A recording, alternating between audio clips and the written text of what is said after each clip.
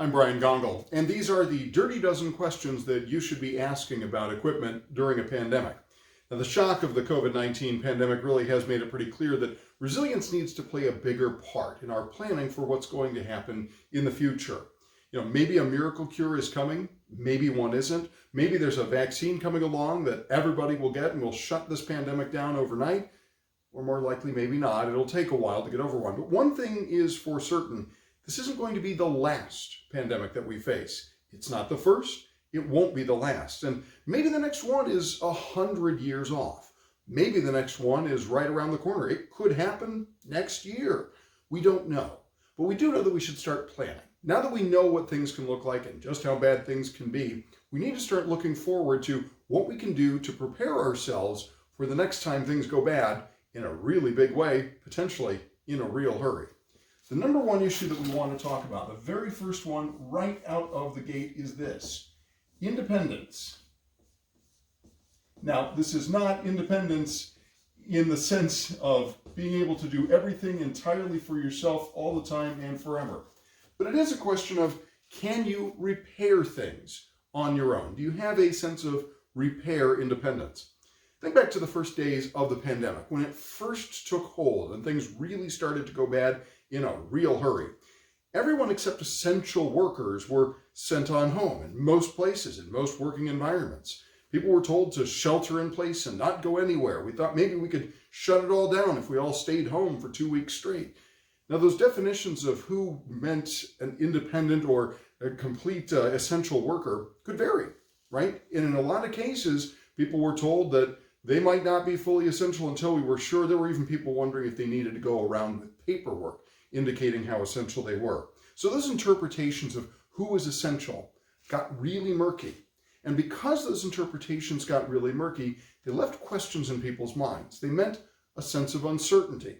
Now, even if they weren't considered inessential, even if somebody could get by with saying that they were an essential worker, perhaps somebody you needed to rely upon for repairs of some nature, they might have had other reasons they couldn't have been able to show up. They might have had issues with things like childcare. They may have had issues with all kinds of other things that got turned around overnight. It might not have just been childcare. It may have been elder care. There were people who simply, for one reason or another, couldn't go where they were expected to be able to go. Even if they were essentially required by you as an essential utility, they might not have been able to supply that essential service. So if your equipment broke down under those circumstances and you needed to be able to get that equipment back into service immediately, and it depended upon somebody traveling perhaps hundreds of miles to get where you were, they might not have been able to get there. You may remember air travel effectively shut down overnight. If you were requiring somebody to fly in from out of state to make something happen, you might have been entirely out of luck. You might have been counting on somebody to come in from in-state and still found yourself out of luck.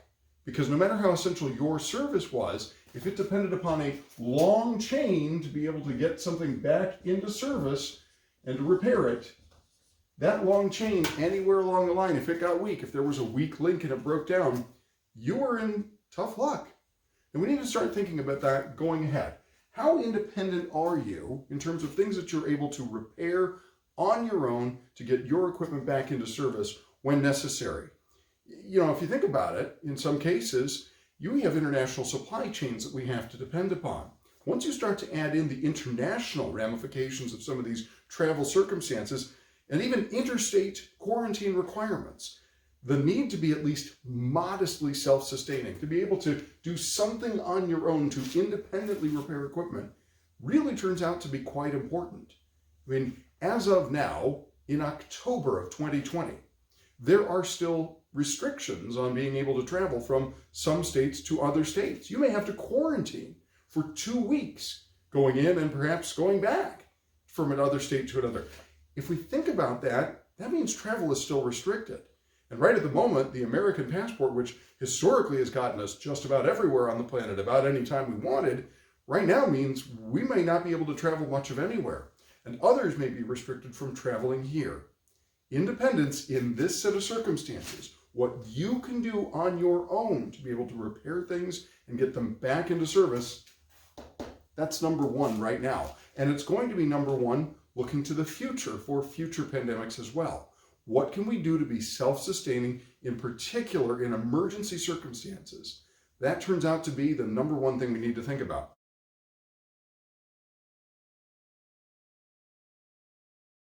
Now, not unrelated to this is item number 2. Single person operation. Because what we have found is that we don't always have the number of people that we want. We may find ourselves going to war not with the team that we want, but with the team that we have, in that sort of sense, to borrow a line from Donald Rumsfeld.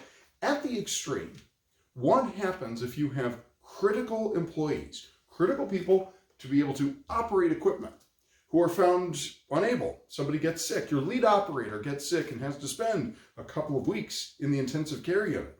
What happens in the less extreme circumstance, but also rather telling and quite significant, if you have an exposure in your system and everyone is forced to quarantine for 2 weeks? If you have even an exposure to something like COVID-19, you may find yourself shut down for a period of time. You may be short-handed and short-staffed, and it may be nothing you can control, nothing you can do anything about. Maybe something happened and exposure occurred before anyone knew that the pandemic was underway. Whatever the case may be, we need to be prepared to operate with as few people as possible, potentially getting ourselves right down to single-person operations. Now that can be really challenging, but think, even in the less extreme example, even taking it a further step out and saying, it's not even to the stage where anybody's in the ICU, we're not even in the stage where people are being shut down and told to stay at home. Let's just say we're being held to the restrictions of social distancing, staying 6 feet apart, say about the distance or the width of this board.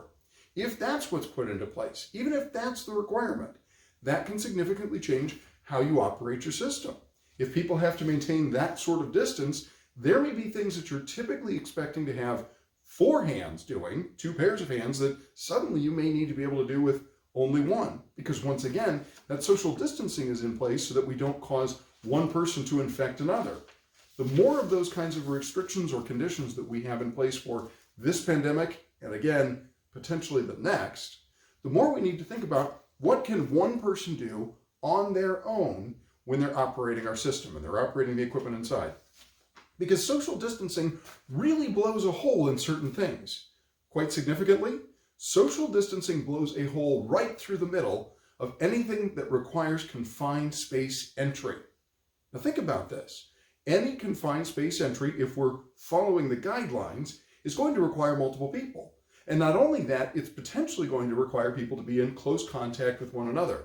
And it's even worse if we have more than one person entering a confined space, because by and large, those are small spaces. There's not a lot of room, and it may be impossible to maintain things like social distancing. So if we think about this, even if you can operate the equipment with just 2 people while being socially distanced from one another, can you work at all if one of those people has to quarantine at home? This is really important stuff. We need to think twice about anything at all that requires, just for example, 2 people to lift. If something is too heavy for a single person to lift on their own, are we sure that we can do it with a restriction, meaning that we wouldn't have 2 people in place at a given time? Let's think further. What about something that requires lots of manual operation? Perhaps you have people who have to be in 2 different locations and they have to radio or phone back and forth to one another to say, open this valve, start that pump, change what your reading is, adjust what a chemical influent is.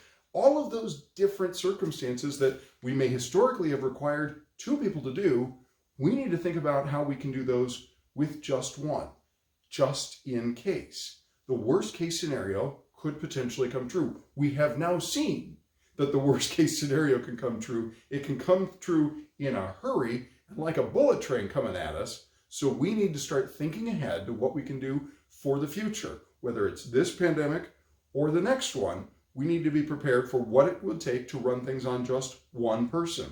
We need to think about anything at all that presently requires a confined or hazardous space entry.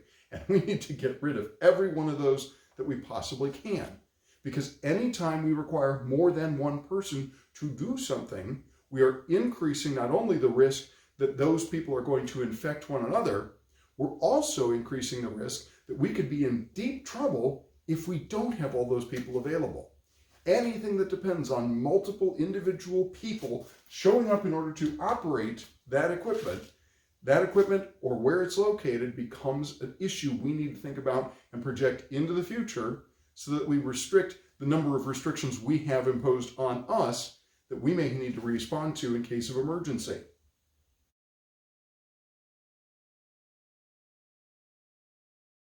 Now, we've talked about single-person operations, but let's think about this as well.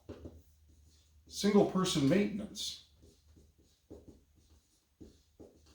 Now, operations are one thing, and when we think about how we're operating things, it may be possible to separate out where people are located, separate out how people are able to operate. We may find workaround solutions, but it may fall to the back of our minds what we're doing about maintenance, what we're doing to make sure that one person can go out and make sure that equipment is being kept in the kind of shape that we require so that it's going to keep on working when we need it.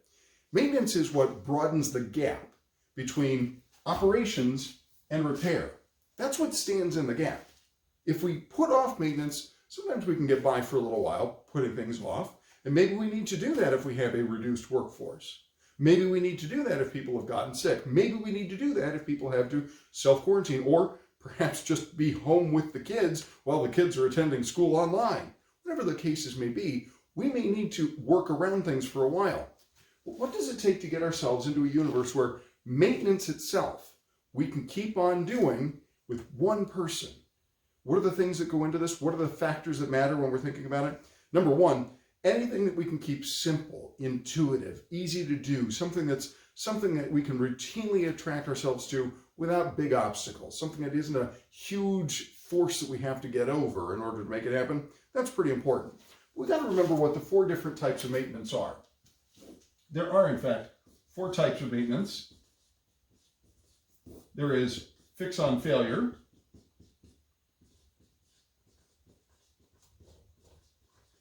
There is routine maintenance or scheduled maintenance. There is preventive maintenance. And there is finally predictive.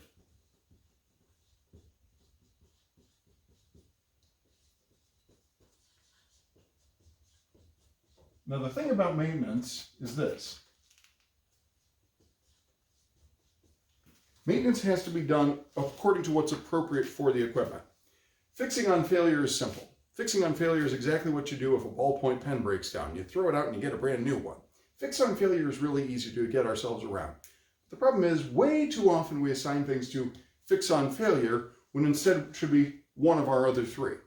Now, if we're looking at scheduled or routine maintenance, something that we can actually follow a chart, this is something that we fall back on if it's a piece of equipment that has a long track record. It has an established history. If you've got something that's being produced in the millions, then it's pretty easy for the manufacturer to take a look at their own records and say, this is how often you need to change the oil. This is how often you need to replace an O-ring.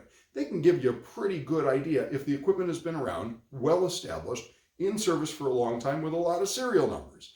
Then it's easy to turn to routine or scheduled maintenance and say, well, according to this chart, this is when we need to do X, Y, or Z. Now, moving down the chain, though, is where we get somewhat more sophisticated. If we get to preventive maintenance, that's where we're thinking ahead. This is when we're taking information that we may have and we're using it to analyze what's going on inside the system to make predictions so that we prevent bad things from happening. We may very well know that after X number of hours, we may need to start putting extra looking at things like the service life of bearings, right? We can take information that lets us prevent bad things from happening. This is one that easily gets pushed aside if we think that we either don't have the budgetary resources available to make things happen, or if we don't have the people resources available to make that happen. Preventive maintenance, though, is what keeps us from getting ourselves into a repair situation. We need to be able to plan ahead, to do things to keep bad things from happening.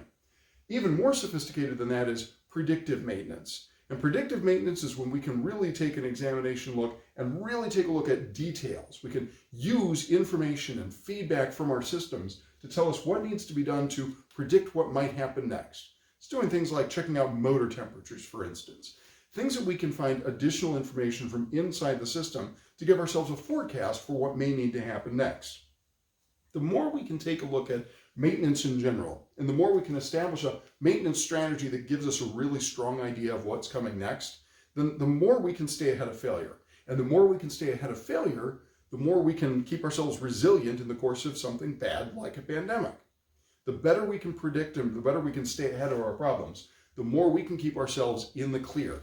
And the more we can reduce the number of people that we need in order to respond to things like the emergencies. So the more we can do on a single person, the less we require human beings to be able to do the work, and the more we can work around that only requires one person to keep the maintenance in check, the better off we're going to be.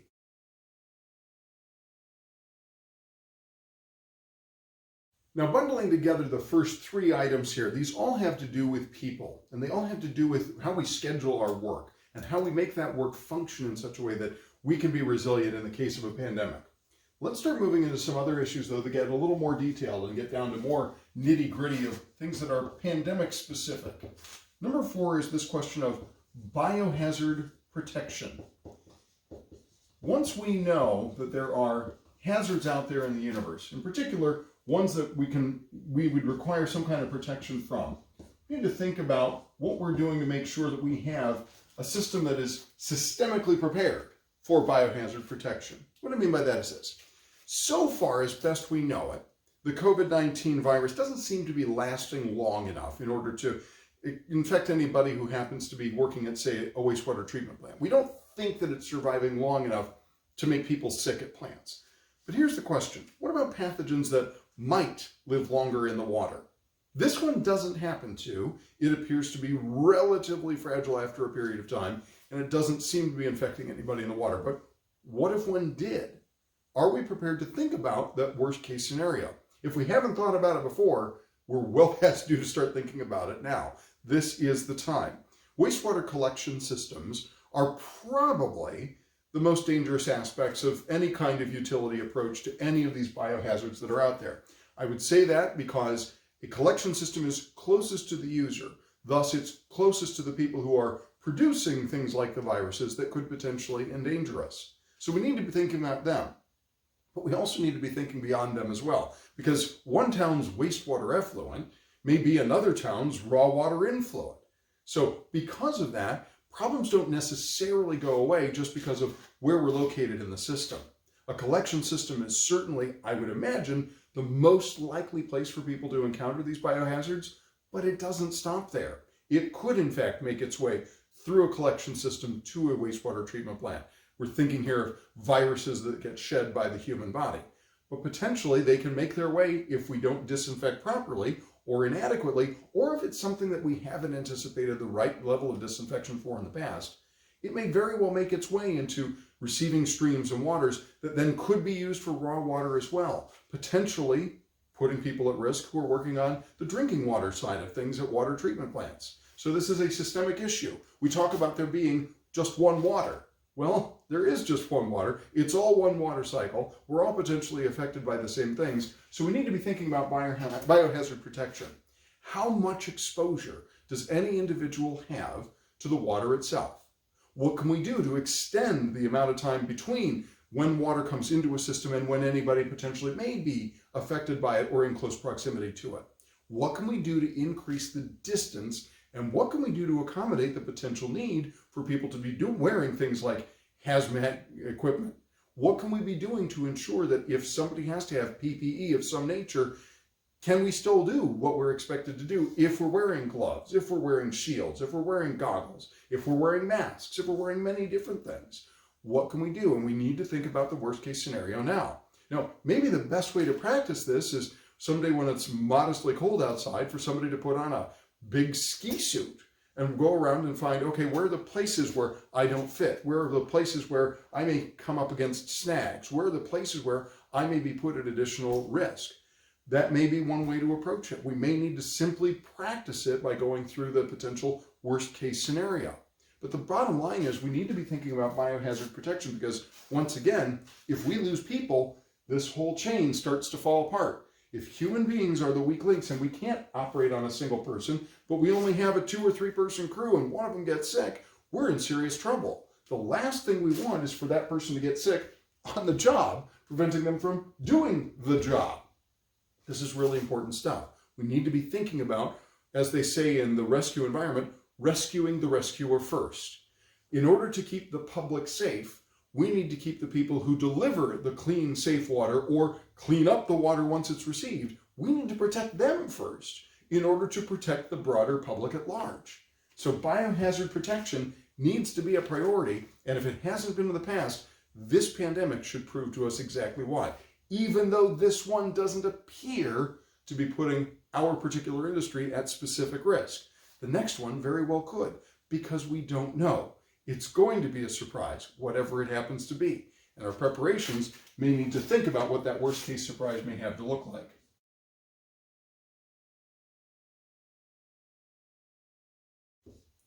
Related to this, what can we do for remote monitoring? Now, remote monitoring can take all kinds of different forms. Remote monitoring in many cases, certainly, sure, there's SCADA. That's what people think about usually when they think about remote monitoring, but it doesn't have to stop there. That doesn't have to be the only thing that we're thinking about when we're considering the need for and the way to respond to remote monitoring. We need to be able to protect people. It doesn't need to be as complicated as a fully integrated system. It can be just as simple as installing some kind of camera surveillance. Now, there's no getting around the fact that a lot of municipal budgets are pretty tight. So asking you to do things like remote monitoring and surveillance may sound like something that isn't going to be cost effective. That is until you discover little devices like this one that I found. It's called the WizeCam, W-Y-Z-E, and this item costs $20. 20. It's a fraction of the cost of most surveillance cameras, and it is a simple but powerful little device that for $20, as long as you have a 120-volt outlet and a Wi-Fi connection available at your site, lets you see what's going on at the location and plug in to hear it as well. You can see this little camera has obviously a camera built in, as well as infrared lights, so it gives it night vision so that you can actually see what's taking place even when all the lights are out. It's also equipped with, as you can see here, speakers so that you can communicate back and forth with the site and hear what's going on. This little base that it's mounted on lets you pivot, move it around, turn it, fix it in any kind of location that you want so it points to what you need to see. But this is beautiful. What a great solution. It's non-interfering. There's no programming or anything required. There's no SCADA control. There's no way to screw anything up. This is just a simple little device that lets you plug in and see what's taking place at your site.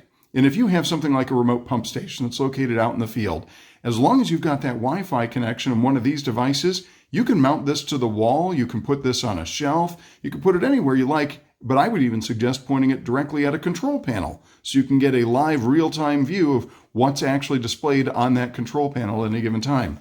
It actually records in full HD with night vision. It's a terrific little device, even has the ability for you to zoom in up to 8 times digital zoom. Plus, on the bottom of this device as well, it's built in so that you can actually insert a micro SD card for long-term storage and recording of what the device has seen. It goes for, depending on the quality that you're recording in and what you're doing and the size of the card you get, about a week or so. That's a lot of time to be able to record in case you need to go back and discover what's gone wrong with the situation or gone wrong in a remote location. These devices are a simple solution. It even works if you need to monitor something with analog switches and analog gauges, things that you can't do unless you have digital components switched in with more sophisticated systems. This is a $20 fix. It makes a ton of sense. Again, as long as you have Wi-Fi access at your location, and believe me, you can set that up at a relatively cheap cost these days if you can get a cellular hotspot if you really need it. This can be the solution that lets you know what's going on. It can let you tune in. It can let you hear what's taking place. You can surveil it in real time.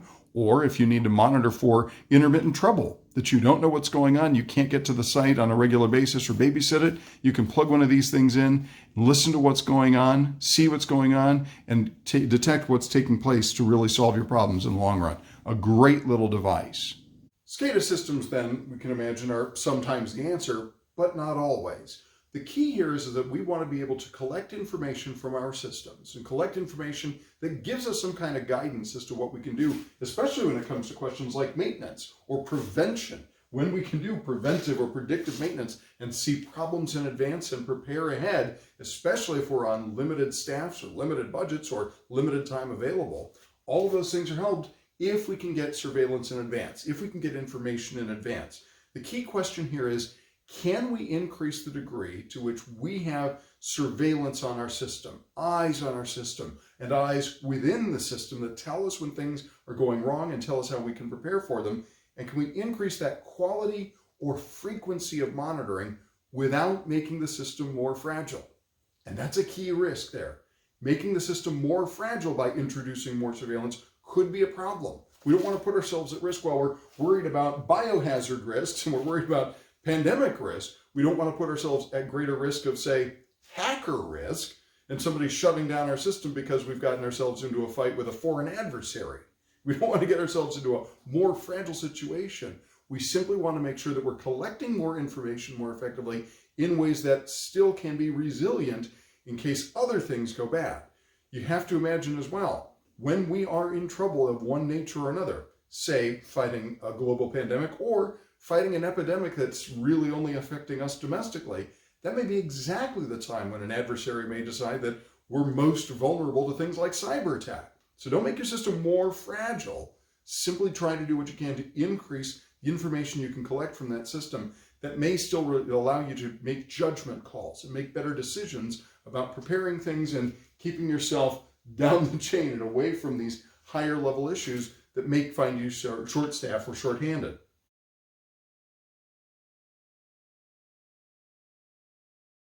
Now, that of course is related to issue number 6. In most cases, we need to think about communication with our site. How can we get ourselves plugged in from a distance? Now, can we communicate adequately from our site? Do we have the requisite internet access? Do we have 3G, 4G, 5G, or fiber optic cable? Do we have a DSL line and a telephone line? Do we have things that are hardwired, or do we have radio connections that work? There was a booster station that I had to work on, a pump booster station, where we encountered a problem and we needed to do some troubleshooting. We needed to validate and confirm what was happening.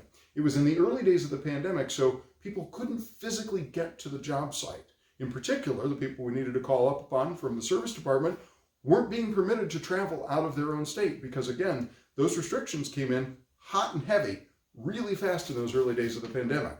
What we were able to do was take a video call down to the booster station and actually conduct a call that let the service department at the factory see exactly what was happening in real time on a live video call and use that information to come up with a diagnosis.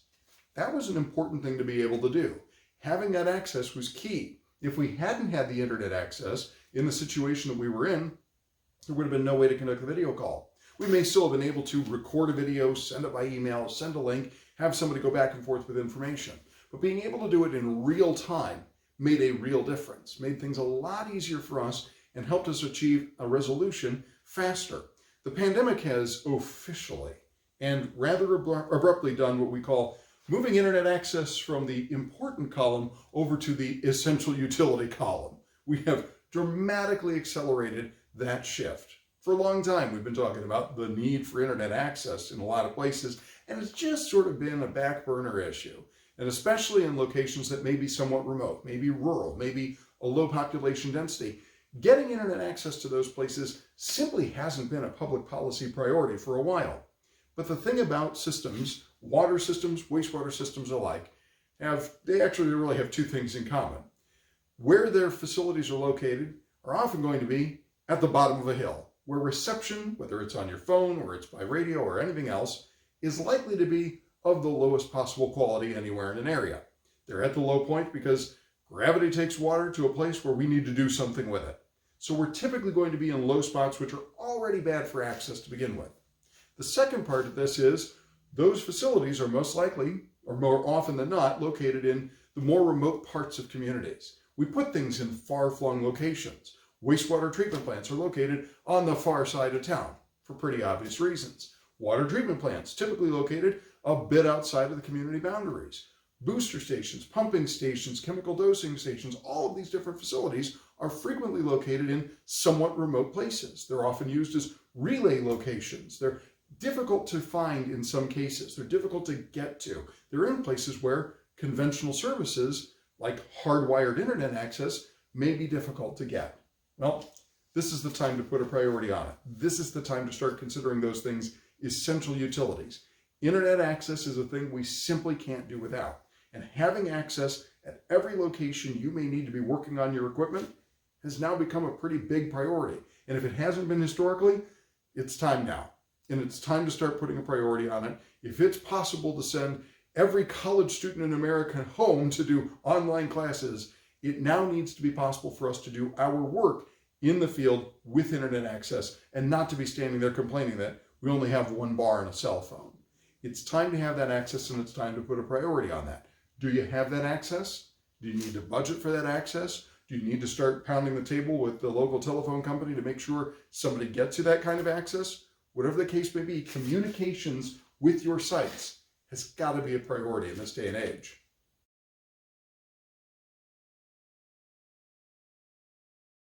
So now we're halfway through with our Dirty Dozen. Let's move on to item number 7.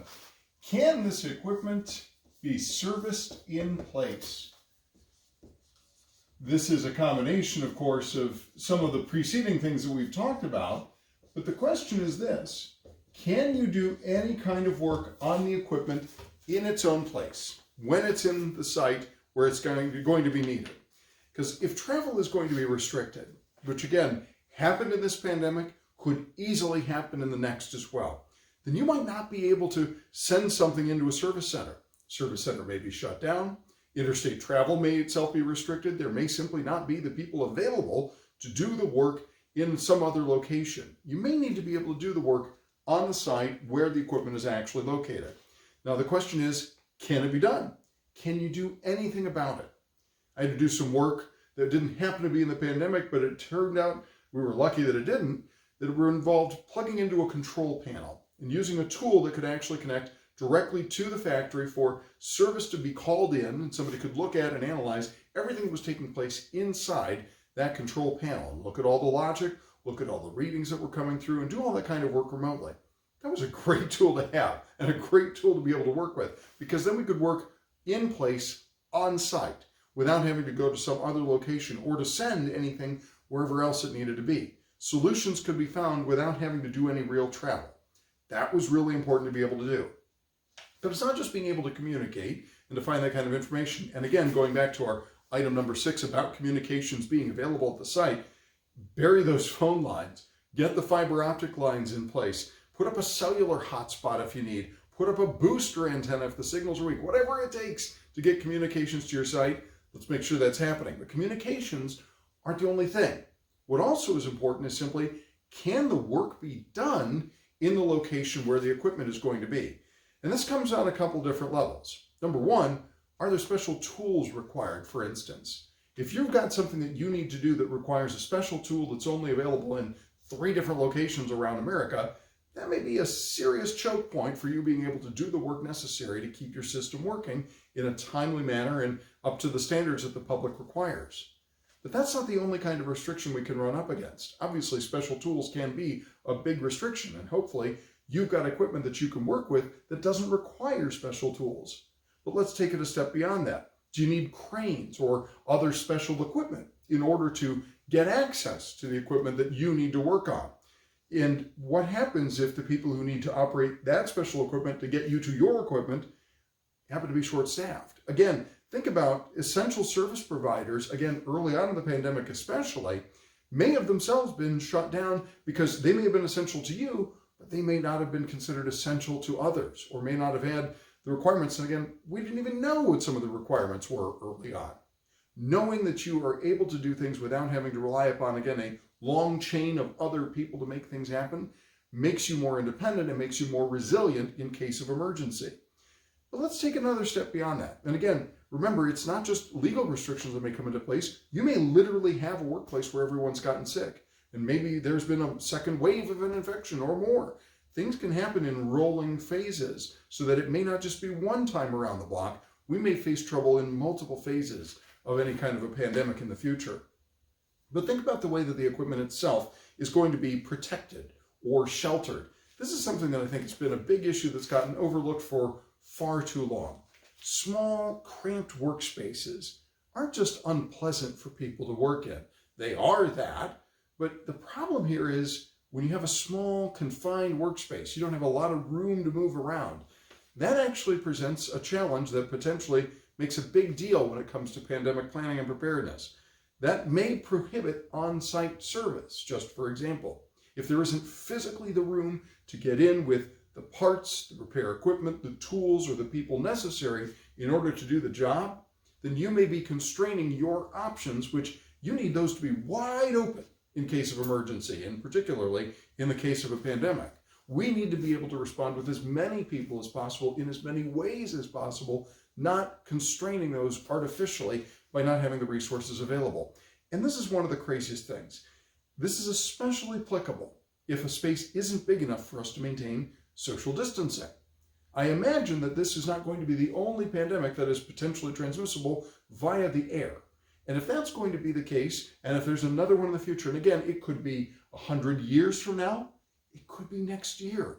This one came out of nowhere, the next one will come out of nowhere. We don't know, and so we have to prepare as if it's literally right around the corner, as if it is happening next week. We need to think about it like that because it could be. And because of that, we need to think about issues like social distancing. If we need to maintain social distancing, can we do it in the space that's provided to work on this equipment? And in too many cases, equipment gets treated as a second-hand issue. Nobody really cares about it. Nobody cares about the people who are working on it. So things get designed to the lowest, cheapest size possible. Here's a number that absolutely drives me bonkers. $100 to $150 a square foot. That is the cost of enclosures. That is the cost of shelters. That is the cost of putting something inside a space that can be worked on. It has never made sense to take this number and use it to constrain as much as possible the facilities that are available to us, because that's just not a lot of money.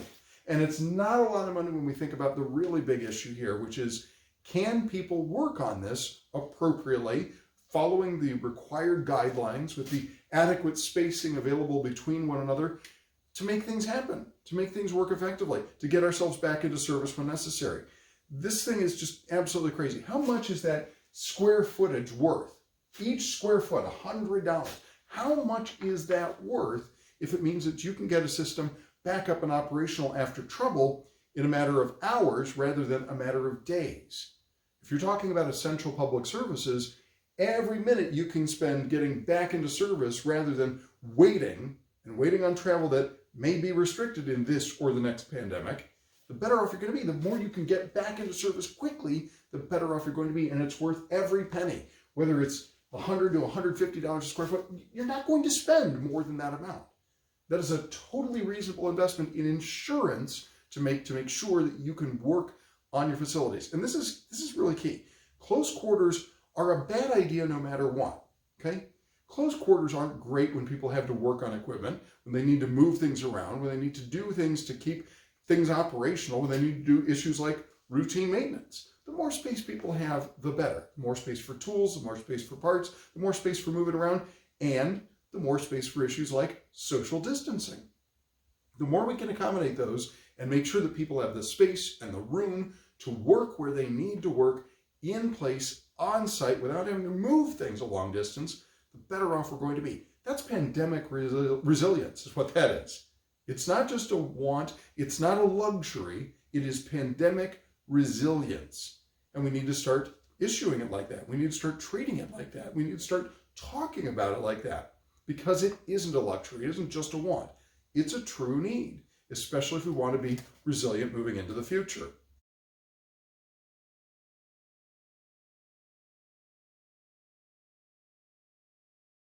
Related to that item, and related to being able to service things in place, do you have access to domestic parts?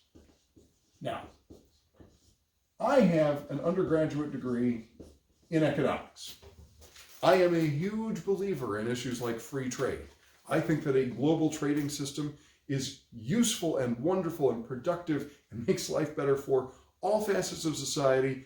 It's just a terrific thing.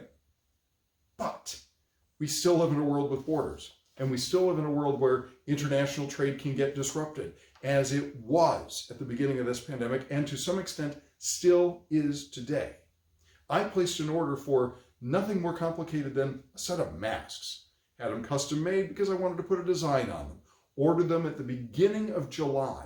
They didn't arrive for 7 weeks because they were coming in from that very foreign and strange land, the United Kingdom. But because we had a backlog in customs receipts in the United States, they sat at a FedEx delivery center in Kentucky for weeks on end because customs couldn't clear them. Well, so what if it's some masks that I was having made? That was easy to get some kind of backup plan for. But what if you're talking about critical equipment components? Good luck getting bureaucrats at the customs agency to push your stuff through ahead of everybody else in line when everyone else is screaming. But if it's a 6-week backup, there's really very little you can do about it. Very few of us can stand to be without critical components for 6 weeks at a time. As much as I'm in favor of free trade, as huge a proponent of it as I am, I'm also going to be a realist. Things that we need and that we may need on an emergency basis need to be available in places we don't have to go through customs or where we don't have to rely upon international supply chains. Those international supply chains can do a ton of good, but we have to make sure that we've got a plan available to us so that in the next pandemic, or if this one comes back in another wave, that we've got a way to get back into service without having to depend on things to come on a slow boat from China or wherever else it may be coming from. If trade gets abruptly cut down or shut down beyond your control, can you get the things that you need in a hurry? And it's not just that. What happens if the source country itself goes into a shutdown? Different countries have reacted to the COVID-19 pandemic in different ways, and they've gone into very differing degrees of shutdown. You may have locations where the supplier that you're dependent upon may be shut down well beyond your control, but because of a foreign government's decision. We need to be able to plan around those and to be able to get around those things so we can get ourselves back into service quickly, especially when we're delivering an essential public service.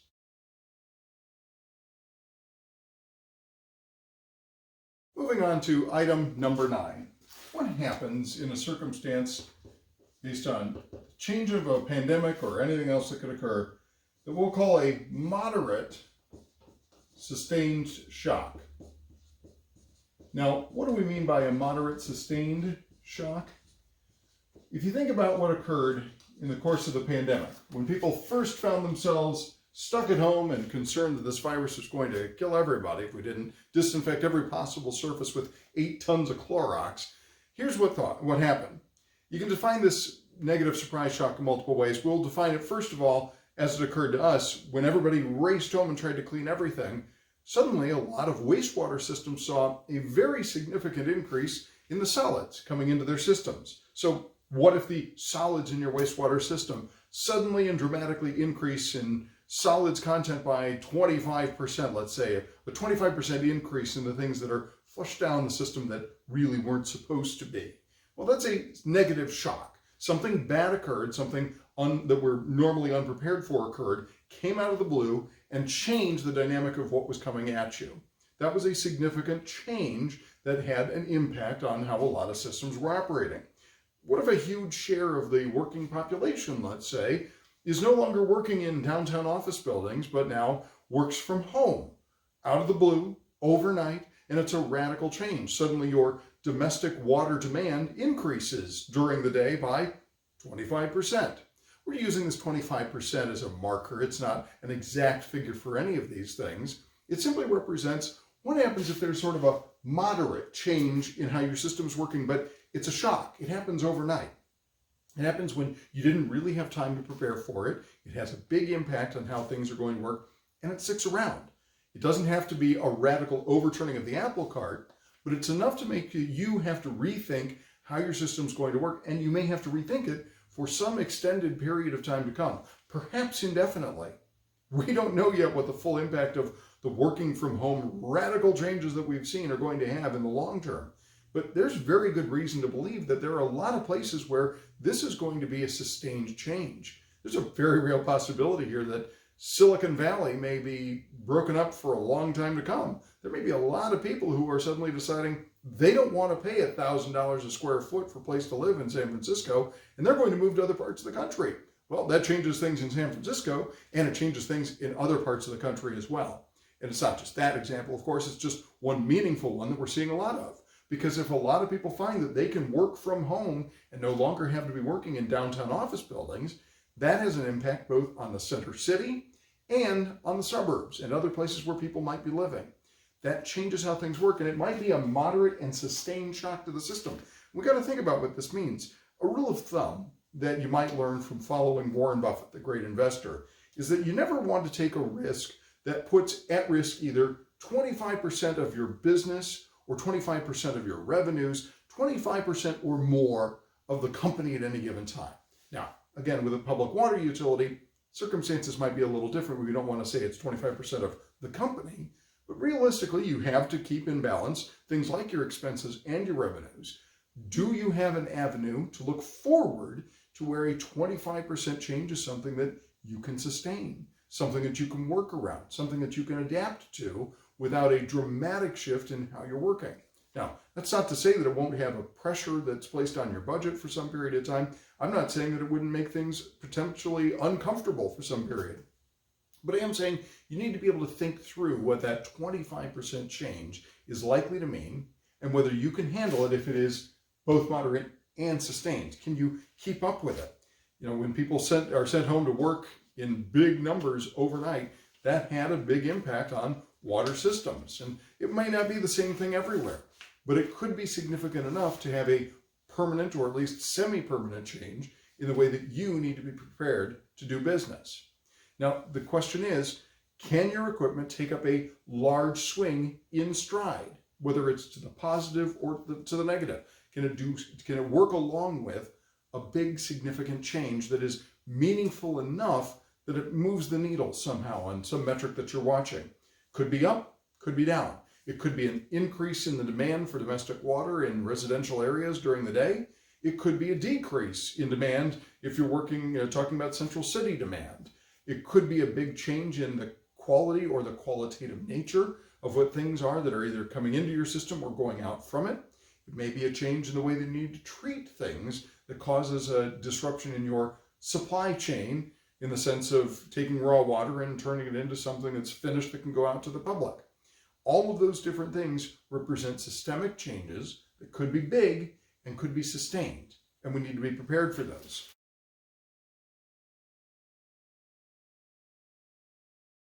We also need to be prepared for item number 10, and we need to ask, is our equipment ready for really big shocks? And I'm not talking about small ones, I'm not talking about even moderate sized ones, I'm talking about the really big shocks, the heaping changes that come along. If you depend upon, let's say, industrial customers for, let's say, half of your city's billable water, if that's the case and suddenly they get hit with a shutdown, can you survive?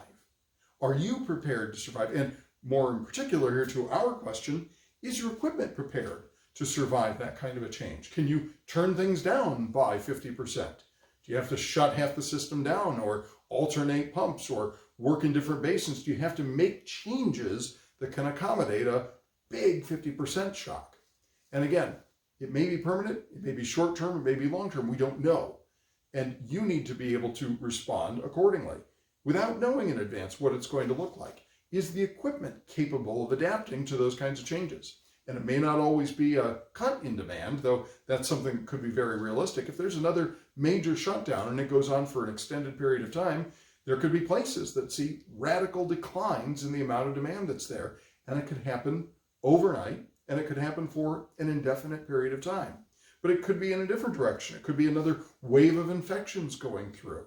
That could be a significant change in the way that business has to be done, in the way that a utility has to be operated to respond to the change of demand.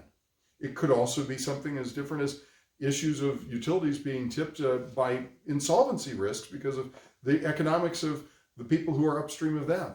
There are plenty of communities and plenty of businesses that are riding on a pretty fine line right now. They're struggling to survive. And it's not just in the restaurant universe, but that's certainly one prominent example in the 2020 pandemic that's going on. There could be plenty of businesses that could face a dramatic, sudden shift in either demand or their costs or something else that could cause them to have to rethink altogether whether they stay in operation. And some of them may be shut down. Can your system adapt to those changes in demand? It could also be to the positive side for you. There could be a radical increase in demand. Again, are you prepared to scale up quickly? Is the capacity there? Is it available? Can you do things to respond in the necessary ways? You know, one of the big issues that face facility managers these days, people who operate big office buildings, for instance, has been adapting to filling those buildings back up again, making sure that their systems for things like domestic water are safe to operate after a period of being shut down. There are plenty of places where the supply and the demand for office space in America may be radically rechanged in the next couple of years. And because of those changes, there may be places that essentially have buildings that get shut down for extended periods of time as there's no demand at all. And then they need to restart things and flush their entire systems and do things that historically facility managers haven't put a lot of thought into, but they may have to now, as there could be big changes and big waves in the number of people who are working there or then not working there. The alternation, the changes could be very significant, and they have to think through their side of things. So do public water systems. We need to think about the capacity that we have for our equipment to be adjusted up or down in big, big swings that may be much more than we ever previously anticipated. A lot of forecasts are based off of a pretty simple estimate that, well, demand is here today and it'll be somewhat like that tomorrow. We can have a very simple straight line projection from point A to point B. We need to be prepared for the possibility that projections in demand may not be a simple straight line as time occurs. Maybe that we see dramatic shifts where we start here and we go down for a while, or then we have a radical increase that takes us up very quickly, down again and then up again. That path may not be a straight point A to point B that we're taking anymore. We need to be prepared for the fact that those could be big, lumpy changes in what public water demand may be, or in what other things are that we have to do.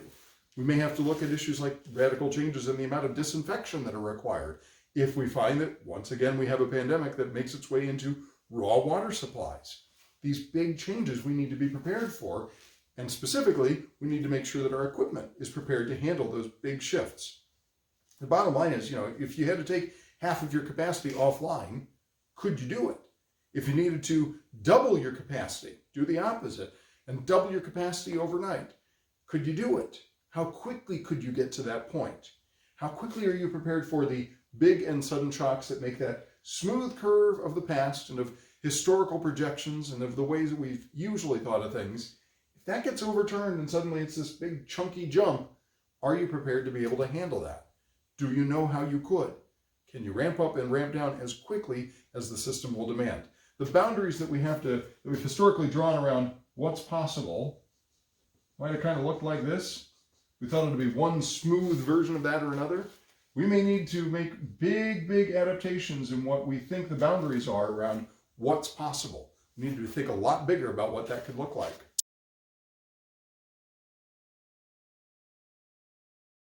Number 11. There is information that we can gain here from our systems. And we may need to start thinking about systemic detection and the possibilities that can come from our equipment and from the systems that we put into place. The best example of this, and the most prominent example that's come out of the COVID-19 pandemic, has been the surveillance of sewage that has detected virus loading, that has told people about hotspots emerging well before the public is going out to get the tests themselves.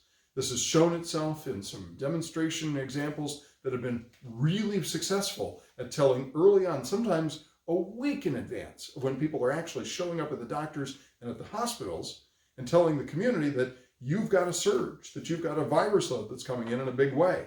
This has particularly shown up in a couple of university systems where they've been able to detect in a couple of places right down to the individual dorms where people are getting sick. And they're finding out with this detection in advance, well before that information is making its way through the conventional health system. This is surveillance. This is useful information.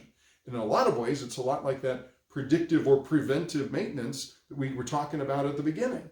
But now we're able to apply this to public health. There is a role to play, of course.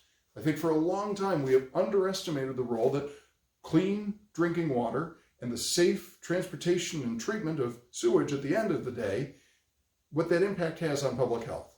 For a long time, we've treated it as just sort of a secondhand thing. Water utilities are essential because everybody has to drink.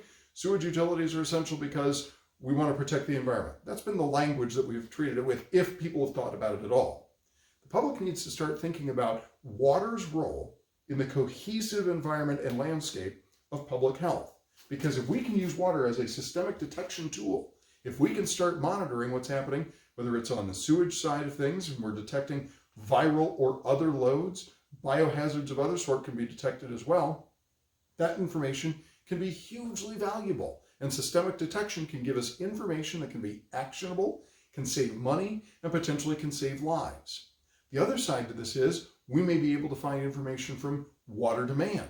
If we're able to drill down to the kind of information that tells us by zonal differences, can we drill down to neighborhood locations? Can we find out that there's been a significant increase in demand in the hospital areas or in places where assisted living facilities are located or schools or other facilities?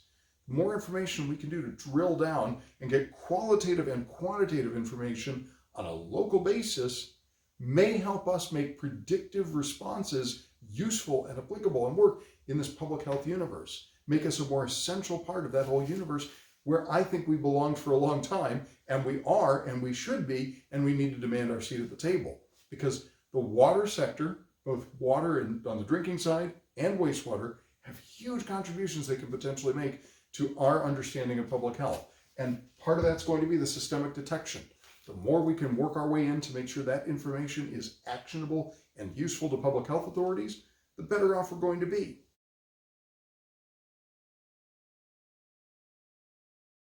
Our last item, our last of our dirty dozen here, things to think about and equipment to think about and issues related to equipment in a pandemic. Be cross-training. Let's think about this on a couple of different levels. Can people be cross-trained, either among different departments within a utility or from department to department within, say, a city system, or across neighboring communities, so that we are able to operate this equipment as needed? Because if everyone in your system gets knocked out at the same time by a virus or something else, can someone else step in to pitch in? Because we have to assume that our risk from one another within a system, within a utility, is not independent. If one person gets sick, the other people around them are more likely to also get sick. We have to assume that transmission is very likely to take place within a working environment. So we need to be prepared for the possibility that we need to call in some backup, that we need to call in some people to help out in an emergency. And if it's in a big enough utility, it may be from department to department. In a big enough community, it may be from city department to city department. If we don't have those resources available, we may be needing to look at local communities and at interagency agreements in order to make all of this happen. Do not count on being able to call up your retirees. That has historically been sort of a backup plan for a lot of communities. We'll just call Bob. He only retired 5 years ago and his license is still active. That's fine. There's been a lot of that that's gone on historically. People have assumed that they could just default to calling in the retirees when necessary. You can't do that in a situation like this where a pandemic hits and the people who are most at risk are in ages 60 and up. You can't count on calling in the retirees under those circumstances. And we have to be prepared for the possibility that the next pandemic will also have a disproportionate impact on people who are of an advanced age. So if that's the case, we better be prepared to call up from among the working population available to us, not hoping that old Bob is able to pinch hit for a while because he may need to be sheltering in place. He may need to be quarantining. And because of that, we need to think about the people who are actively available to us all the time. Again, COVID isn't the last pandemic. It's not the first, and it's certainly not going to be the last. Because we know that it's not the last pandemic, we should not model all of our planning off of this. The next one could involve not a 2-week period of time where somebody might be knocked out. It might be something that takes 4 weeks for people to get over, or 8 weeks. You know, we've already seen that there are people who get COVID and then have this long haul reaction where they're really not capable of going back to 100% for months at a time. Well, we may need to think about the possibility the next pandemic could be all long hauls for everybody who gets hit by it. We can't assume that it'll be a case where 50% of the people who get it are asymptomatic and never feel it at all. We have to assume the possibility it could be far worse than what we've already seen. So, is our equipment capable of being operated in such a way that we can deal with that short haul? Can we cross-train people so that from department to department or agency to agency, that we can get people to work together to fill in the gaps if we need to be able to do that? You know, most people who are coming back from COVID-19, in some cases, they're asymptomatic.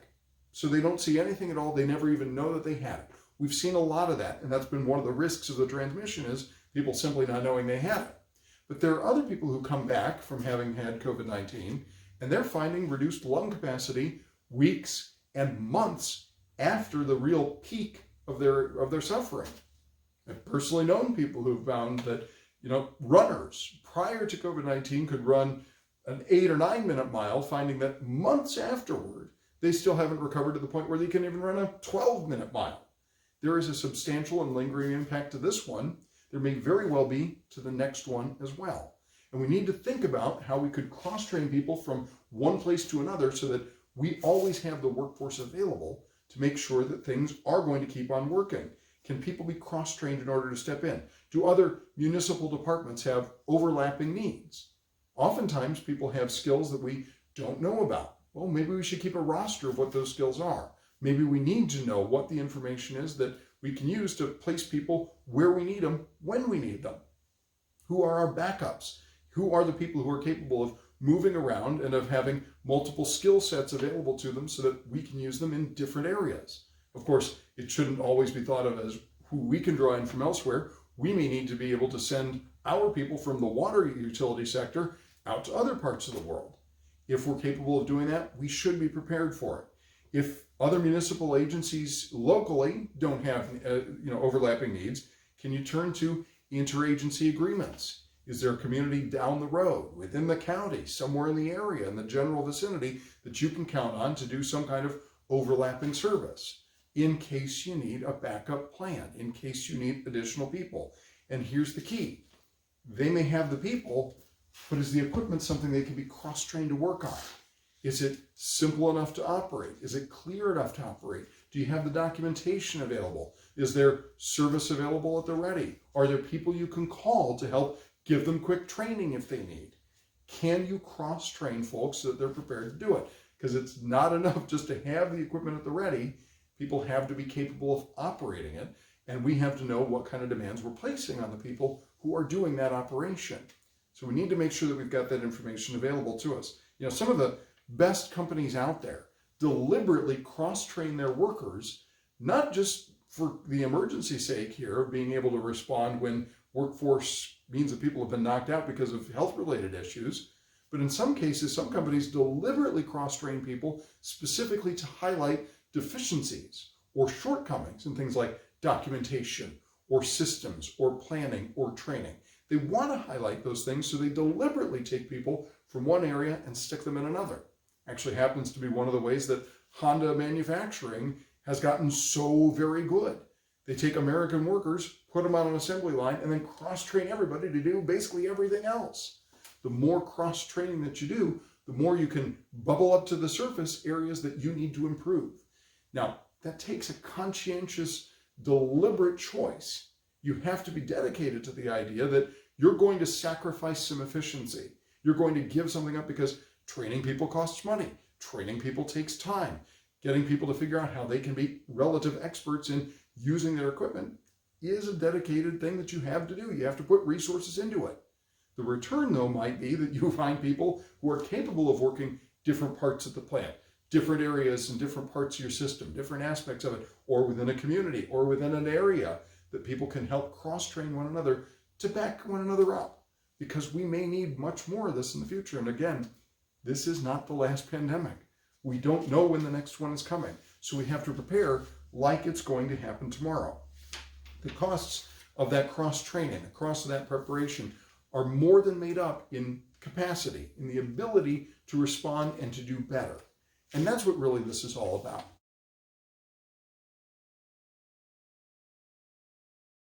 So let's recap. The dirty dozen questions to ask about your equipment in the course of a pandemic. Preparing for the next one, dealing with this one, or adapting along the way. Number 1, can we repair this on our own? Number 2, can this be operated by a single person? Number 3, can this be maintained by a single person? Number 4, can we reduce individual exposure to risks like biohazards? Number 5, can this be monitored remotely? Number 6, can we communicate adequately from where this equipment is going to be located? Number 7, can this equipment be serviced while it's still in place? Number 8, can we obtain parts or replacements for this equipment domestically? Number 9, can this equipment handle a supply shock or demand shock of 25% or so without going into a catastrophe? Number 10, can this equipment recover from a 50% negative surprise, whatever that might be? Number 11, can we detect anything using this equipment that gives us useful information, particularly to serve the needs of public health? And number 12, can people be cross-trained, either among different departments within a utility, across city departments within a community, or from one community to another to operate this equipment? Please bear in mind, as all of this stuff is going on, as big an emphasis as we place on equipment, human beings are the most important things of all. Health and safety have to come first. It's not just because of the consequences of a pandemic, it's to keep people from suffering in the course of it. As we can talk about equipment as long as we want, there's all kinds of money we can throw at these things, but the bottom line is that for as much as people say things like people first, we actually have to truly believe deep down that the most important piece of equipment in any system is you. It's you personally. And if we're not taking care of our people and not doing everything reasonably within our powers to make sure that people stay healthy and safe, then we're not doing our jobs. People are the most important thing and the most important piece of equipment of all. Thanks very much for your time and attention. I'm Brian Gongol.